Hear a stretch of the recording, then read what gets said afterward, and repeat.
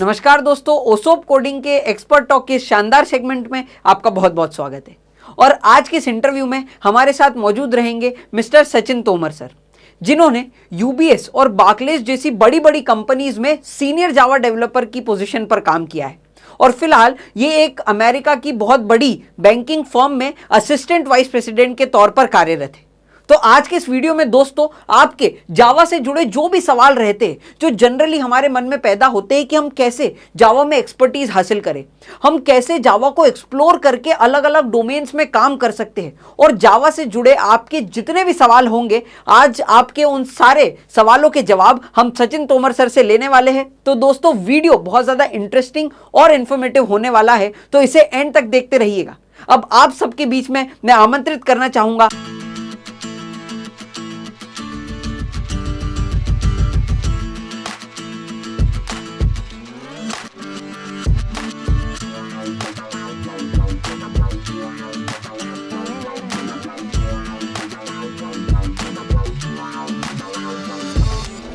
तो ओसोप कोडिंग में आपका बहुत बहुत स्वागत है। धन्यवाद। सर, मैं चाहूंगा कि आप हमारे दर्शकों को बताइए कि प्रोग्रामिंग की इस दुनिया में आपकी शुरुआत कैसे हुई, आपकी एंट्री कैसे हुई, क्योंकि आप एक नॉन टेक्निकल बैकग्राउंड से आते हैं, तो उसमें प्रोग्रामिंग में इंटरेस्ट डेवलप करना एक बहुत बड़ा चैलेंज, एक बहुत बड़ा टास्क होता है, लेकिन आपने बखूबी उस चैलेंज को निभाया और आज इतनी अच्छी आप कोडिंग और प्रोग्रामिंग की इंडस्ट्री में इतना अच्छा आप काम कर रहे हैं कि एक बहुत ही लीडिंग बैंकिंग फर्म में असिस्टेंट वाइस प्रेसिडेंट की पोजीशन होल्ड करते। तो आपके एक्सपीरियंस से हमको सीखने को मिलेगा कि कैसे हम भी प्रोग्रामिंग की इंडस्ट्री में और प्रोग्रामिंग की फील्ड में एंट्री कर सकते हैं। बड़ा ही अच्छा क्वेश्चन किया आपने। सबसे पहले तो मैं ये बता दूं कि कई लोगों के मन में ये धारणा है कि अगर आप आईटी बैकग्राउंड से हो तो ही आप आईटी कंपनी में काम कर सकते हो, पर ऐसा नहीं है। मैं खुद एक नॉन आईटी बैकग्राउंड से था। मैंने बीएससी इलेक्ट्रॉनिक्स में काम अपना ग्रेजुएशन किया। देन मुझे समहाउ पता चला कि एमसीए करके कोई फील्ड होती है, कोई ब्रांच होती है, कोई कोर्स होता है। मुझे इतना भी नहीं पता था कि एमसीए होता क्या है। मुझे सब पता चला, देन आई थॉट कि चलो कुछ नहीं है तो एमसीए कर लेते हैं। फिर मैंने एमसीए किया, पर एमसीए में भी मुझे प्रोग्रामिंग में कोई इतना इंटरेस्ट नहीं आया, क्योंकि I was belong from the electronic department. Electronic से मेरा बैकग्राउंड था, इलेक्ट्रॉनिक्स में मेरा इंटरेस्ट भी था पहले। फिर धीरे धीरे मुझे पता पड़ा कि हर चीज़ के लिए मेहनत भी करना पड़ती है। तो मैंने फिर एक क्लास का नाम सुना ऑनलाइन कि हाँ वहाँ पे कुछ डीएस है, क्योंकि देयर वाज अ पेपर, एक डीएस करके पेपर होता था जिसमें एग्जाम देके पास होना पड़ता था हम लोगों को। तो आई थॉट कि चलो क्लास कर लेते हैं, पता चलेगा, नहीं तो पेपर में अपना नंबर नहीं आएंगे। देन उस क्लास के बाद मेरा इंटरेस्ट जागृत हुआ, क्योंकि मैंने एक क्लास ज्वाइन करी ऑनलाइन करके, जहाँ पे धर्मेंद्र वाजपेयी सर की क्लास थी। मैंने किसी से नाम सुना था कि सर पढ़ाते हैं, बहुत अच्छा है, तो मैंने चलिए यहाँ पे जाके देखते हैं। फिर वहाँ पे जब मैंने क्लास अटेंड करी, देन मेरा इंटरेस्ट जागृत हुआ वहाँ पे। आई थॉट कि एक्चुअल प्रोग्रामिंग क्या है।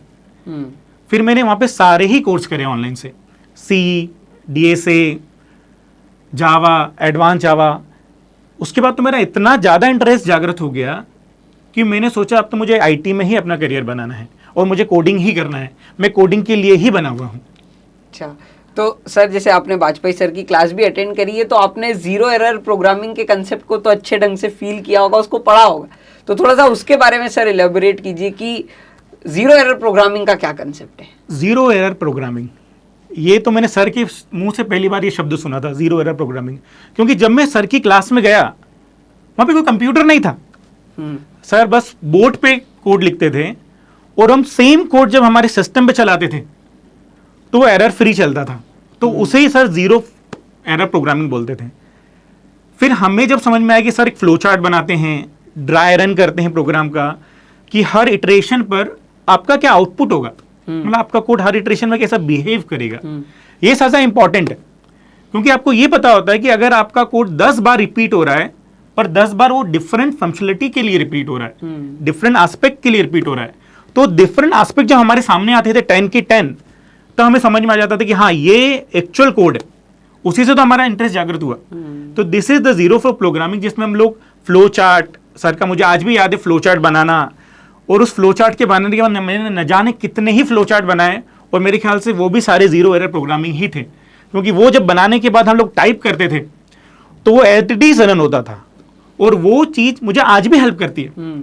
आज भी हेल्प करती इन द सेंस कि अगर कोई रियल वर्ल्ड प्रोग्राम प्रॉब्लम मेरे सामने अगर आई, तो वो रियल वर्ल्ड प्रोग्राम और प्रॉब्लम को मुझे रिजॉल्व करना है, पर मुझे डायरेक्ट जाके कोड नहीं करना है। पहले मुझे उसके हर एस्पेक्ट के बारे में सोचना है कि मुझे क्या लगाना है, मुझे क्या लिखना है, क्योंकि उसी के बाद तो मुझे डिजायर्ड आउटपुट चाहिएगा।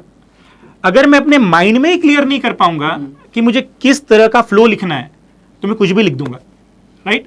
तो मुझे सही सही से कोड लिखना है, उसके लिए लॉजिक पूरा की पूरा ऑन पेपर ही बनाना पड़ेगा आपको, कि आपको ये कोड लिखना है, इस तरह से कोडिंग करना है, तो ही जीरो एरर प्रोग्रामिंग आपके सिस्टम में आएगी। और वो जीरो एरर प्रोग्रामिंग आज भी मुझे काफी हेल्प कर रही है, इसलिए मैं आज भी कई बार फ्लो चार्ट बनाता हूं। हाँ, अगर चीजों के नाम बदल गए, जो पहले हम फ्लो चार्ट बोला करते थे, आज उसको हम कुछ दूसरे नाम से बोलते हैं, उसको आर्किटेक्ट डायग्राम बोलते हैं लोग, लेकिन है तो फ्लो चार्ट ही।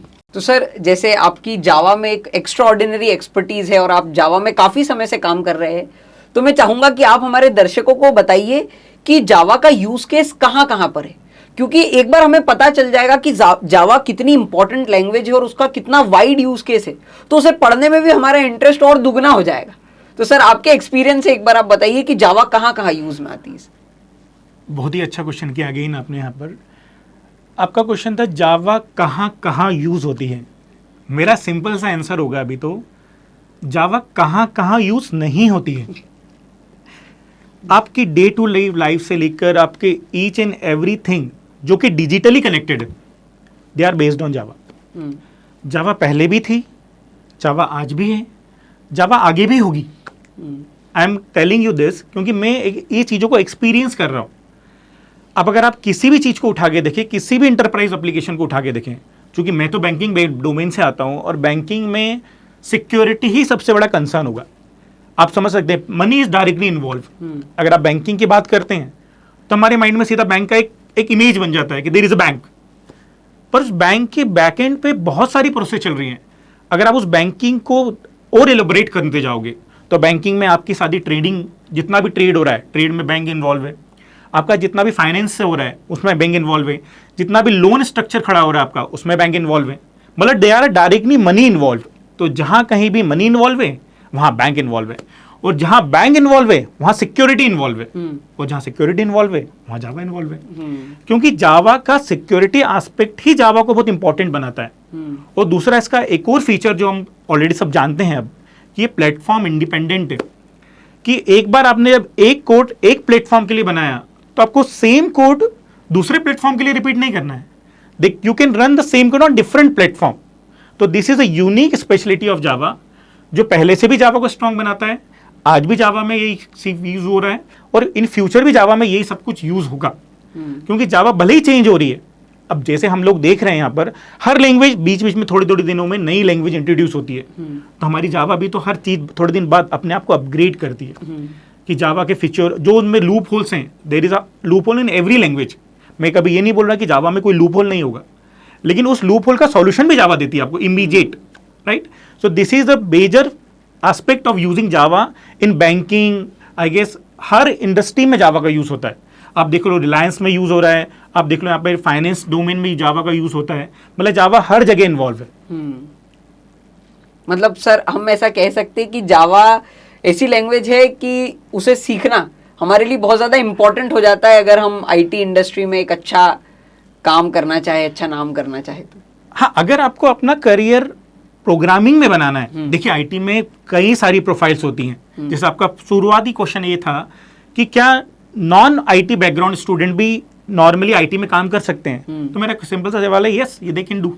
ठीक, क्योंकि पर अगर आपको एक स्पेसिफिक फील्ड में जाना है, मतलब आपको कोडिंग में ही जाना है, तो या Java is good, right. And इस अगर आपका जावा में एक्सपर्टीज है तो आपको कभी भी कहीं पे भी प्रॉब्लम नहीं आएगी। लेकिन इसका मतलब ये नहीं कि केवल जावा वाले ही आईटी में काम कर सकते हैं। There is a different profile in IT. आपका बीए होगा, बिजनेस एनालिस्ट, उसका टेक्निकल से कोई रोल नहीं होगा, लेकिन वो भी काम कर रहा है, राइट। पर अगर उसे भी जावा का थोड़ा बेसिक नॉलेज है तो वो जब बिजनेस से बात करता है, राइट, तो बिजनेस को समझा पाता है वो कि एक्चुअली हम लोग इस प्लेटफॉर्म में बनाएंगे, इससे ये इंपैक्ट होगा और इसका ये बेनिफिट मिलेगा हम लोगों को। तो नॉन बैकग्राउंड स्टूडेंट को भी अगर बेसिक नॉलेज भी है तो देयर इज गुड। सर अब आपकी बातों ने जावा में इतना इंटरेस्ट डेवलप कर दिया है, तो मैं चाहूंगा कि एक बार आप हमारे दर्शकों को ये भी बताइए कि यदि हम जावा में जाना चाहते हैं, एंट्री लेवल करना चाहते हैं, तो कौन सा रोड मैप हमको फॉलो करना चाहिए और किस किस तरह से हमको जावा को समझना चाहिए जिससे हमको उसको सीखने में भी आसानी हो, और जावा में जितनी एक्सपर्टीज आपने हासिल की है उतनी एक्सपर्टीज हम आपसे कम समय में हासिल कर पाए। तो सर ऐसी कोई ट्रिक, ऐसा कोई जादू हमें बता दीजिए सर। तो पहले भी फिर अगेन आपने जो क्वेश्चन किया उसका आंसर मेरी तरफ से ये होगा, जादू कुछ नहीं है, राइट? कि जादू लोग सोचते हैं कि मुझे 1 महीने में सब कुछ आ जाए, दिस इज नॉट पॉसिबल। ये आपको एक रोड मैप तो फॉलो करना ही पड़ेगा। अब जैसे आपने बोला कि जावा में मेरा एक्सपर्टीज है, मैं अभी भी अपने आप को एक्सपर्ट नहीं समझता हूँ, मैं आज भी जावा सीख रहा हूँ, क्योंकि जावा इतनी वास्ट हो गई है, इतना सब कुछ आ गया है, इतने फ्रेमवर्क हो गए हैं उसके ऊपर बेस्ड, तो आपको कंटिन्यू सीखना है। और अगर आप आईटी में हो तो आपको सीखना तो पड़ेगा ही। पर हाँ, ये आप एंट्री लेवल कैसे करें इसका सजेशन है मेरे पास। अगर आपको प्रोग्रामिंग में एंट्री लेना है तो आपको प्रोग्रामिंग की बेस लैंग्वेज को पकड़ना पड़ेगा, और बेस लैंग्वेज होती है आपकी C++। हाँ, यहाँ पे डीएसए का मैं नाम स्पेशली लेना चाहूँगा, क्योंकि डेटा बेस का जो और डेटा स्ट्रक्चर का जो कंसेप्ट है वो हर जगह बहुत वाइडली इंप्लीमेंट होता है। क्योंकि अगर मैं बैंकिंग में हूँ तो मेरे पास 2 कंसेप्ट हैं, पहला मेरा सिक्योरिटी, दूसरा मेरा प्रोसेसिंग। अगर मैं थाउजेंड्स ऑफ रिकॉर्ड को प्रोसेस कर रहा हूँ तो मेरे पास 1000 तरीके भी होंगे, पर मुझे मिनिमल ऑप्टिमल टाइम में उसको रिजल्ट देना है ना। अब मैं आपको, अभी आप अपने रेगुलर वर्ल्ड में देख रहे हो, आपने यूपीआई यूज़ करा, आपने यूपीआई यूज़ करा, आपने पेमेंट किया, विद इन अ सेकेंड आपका आउटपुट आ गया। अगर यही काम मैं दूसरी जगह करूं, मेरे पास बहुत तरीके हो सकते हैं इस काम को करने के, लेकिन मुझे क्या करना है, यूज़र को बहुत ही कम टाइम में आउटपुट भी देना है कि हाँ उसका पेमेंट सिक्योरली ट्रांसफ़र हो चुका है। यहाँ पे आपका डीएस बहुत इंपॉर्टेंट रोल प्ले करेगा। अगर किसी ने डीएस को पढ़ा हो तो उसमें 8 से 10 तो शॉर्टिंग सर्चिंग की टेक्निक्स होती हैं, और यही जावा इंटरनली यूज़ करती है। तो हमें बेस करने के लिए बेसिक लैंग्वेज पढ़ना पड़ेंगी फर्स्ट, देन फिर आप, मेरा सजेशन होगा, आप कोर जावा पे जाइए। क्योंकि कोर जावा सीखने पर आपको जावा के बेसिक फीचर पता पड़ेंगे कि हाँ कितनी चीज़ें होती हैं जावा के अंदर। उन्हीं चीज़ों का जावा एडवांस में यूज़ करती है। जैसे आप देखोगे बहुत सारी क्लासेस बनाती है जावा में 80% काम बना हुआ है, लेकिन आपको बताएगा कौन कि बना हुआ है, राइट?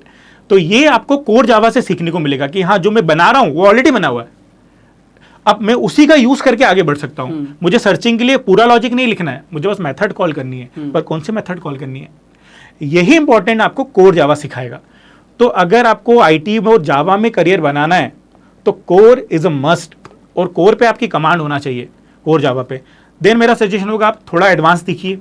एडवांस में आपको जो सर्वलेट जेएसपी है, हालांकि अब काफ़ी आउटडेटेड हो चुकी हैं ये चीज़ें, लेकिन आपको बैकएंड पे पता होना चाहिए कि आज भी अगर आप किसी भी फ्रेमवर्क का यूज़ कर रहे हो तो बैकएंड पे सर्वलेट जेएसपी ही चल रहा है। तो आपको बस थोड़ा सा नॉलेज होगा। अगर सर्वलेट जेएसपी का आपने छोटा मोटा प्रोजेक्ट बनाया हो सर्वलेट जेएसपी पे, then you can move on the frameworks.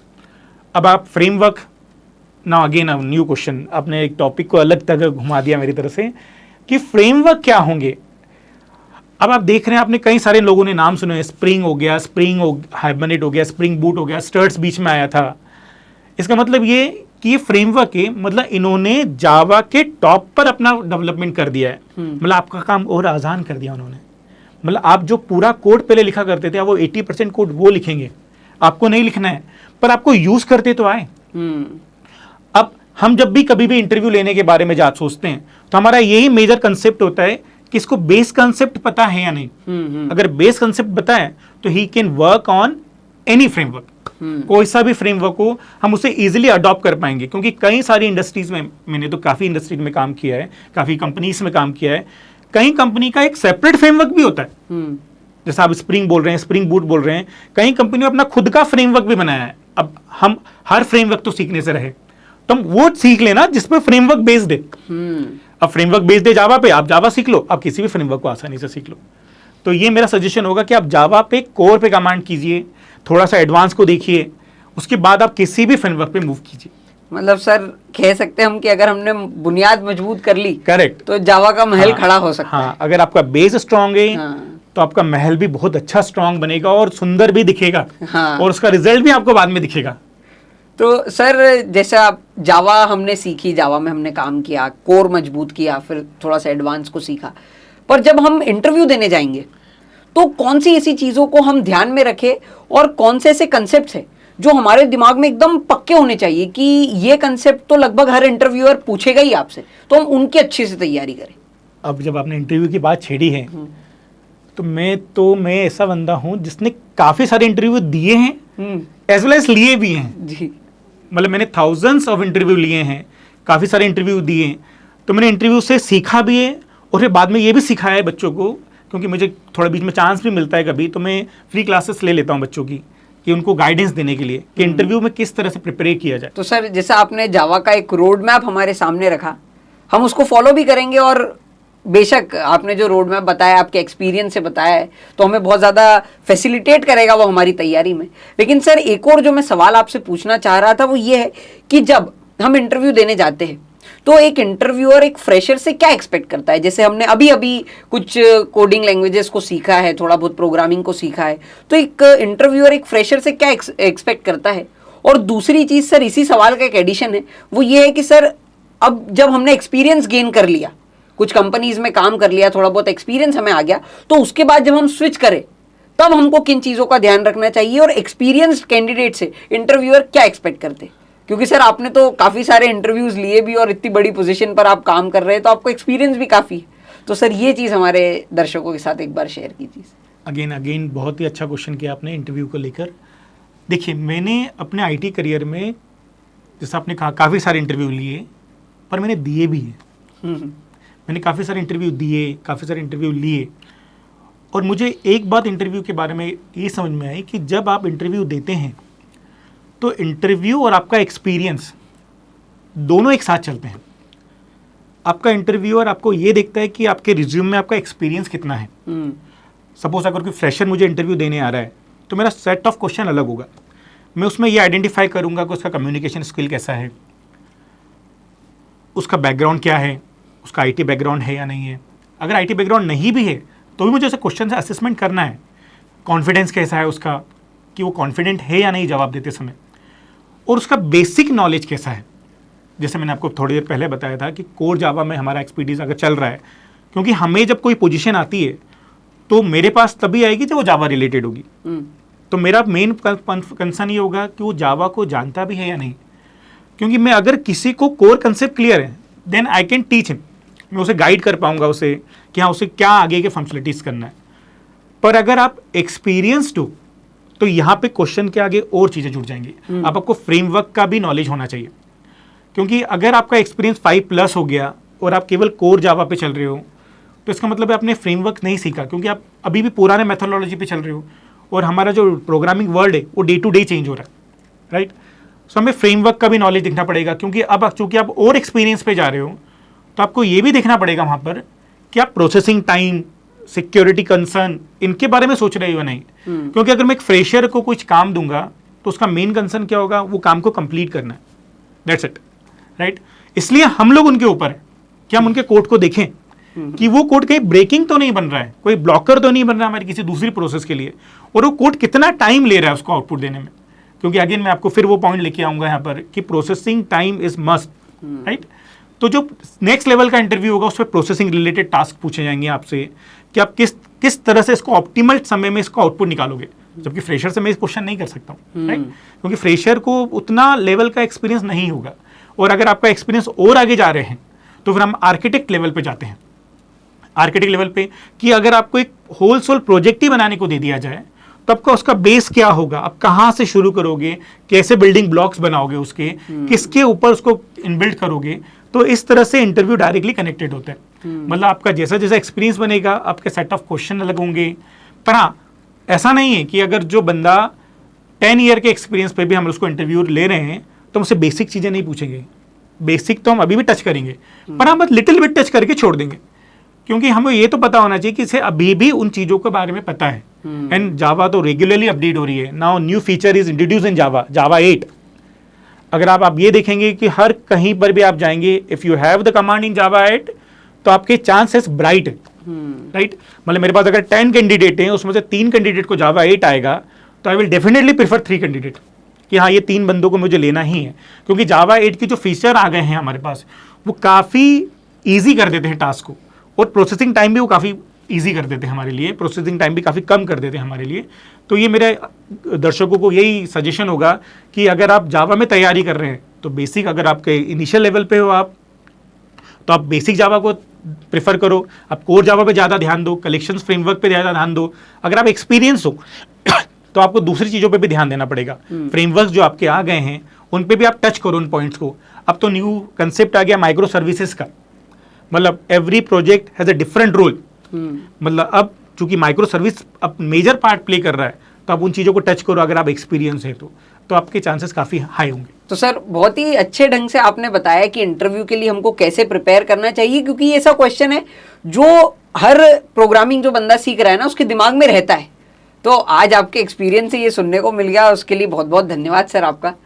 अब एक चीज़ सर मैं ये पूछना चाहूँगा कि जैसे ओसोप कोडिंग से कोई बच्चा सीख करके निकलता है, प्रोग्रामिंग समझता है, तो रेफरेंसेस इंडस्ट्री में कितने काम आते हैं? और जैसे हम ओसोप कोडिंग से सीख करके आएंगे तो हमको सचिन तोमर सर का एक्सपीरियंस और उनकी मदद, उनका रेफरेंस मिलेगा कि नहीं? फिर आपने बहुत अच्छा क्वेश्चन किया है यहाँ पे रेफरल के बारे में, right. IT is waiting for new candidate and talented candidate, right. हम लोग इतने ड्राइव क्यों करते हैं डिफरेंट सिटीज में जाके? आप देखोगे थोड़े दिन पहले मैं दिल्ली में गया था, दिल्ली में देयर इज वन ड्राइव लेने गए थे हम लोग दिल्ली में, जबकि हमें बेस्ड में पुणे में हूँ, मैं दिल्ली क्यों जा रहा हूँ, right, to find the good candidate, right.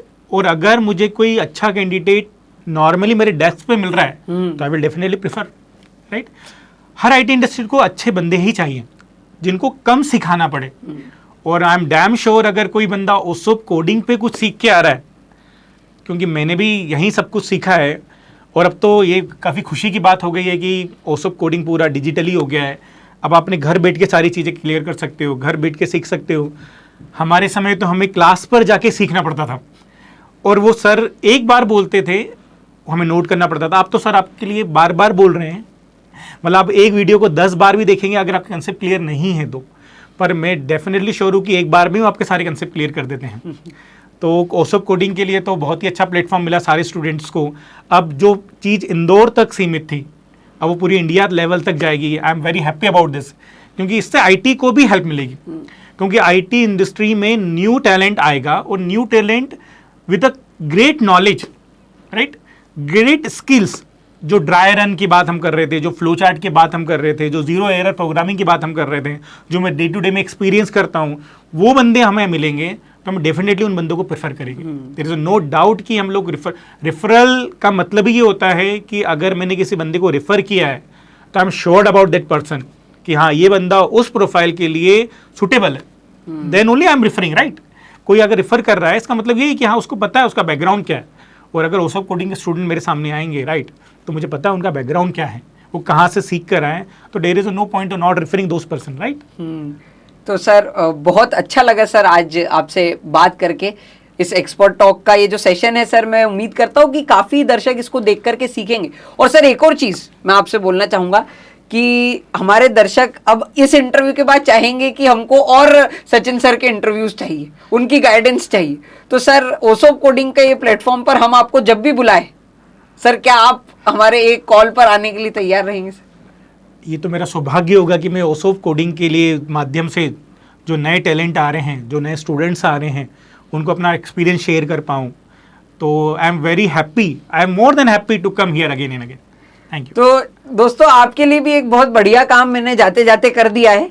तो आपके कोई भी सवाल हो आप बस कमेंट सेक्शन में डालिए, सचिन सर को हम मैसेज करेंगे, कॉल करेंगे, और अगर आपकी ज्यादा रिक्वेस्ट आई तो एक और इंटरव्यू इनके साथ शेड्यूल करेंगे, पुणे से यहाँ बुला लेंगे। आप उसकी चिंता मत करिए। लेकिन सचिन सर हमारे प्लेटफॉर्म के साथ जुड़े हुए हैं, हमारे एक मेंटर भी है। तो आपको कोई भी डाउट, कोई भी सवाल आते हैं तो आप बेशक इनसे पूछ सकते हैं। अब आपसे अगले एक्सपर्ट टॉक के इंटरव्यू में मुलाकात होगी, तब तक के लिए बहुत बहुत धन्यवाद। धन्यवाद। सर।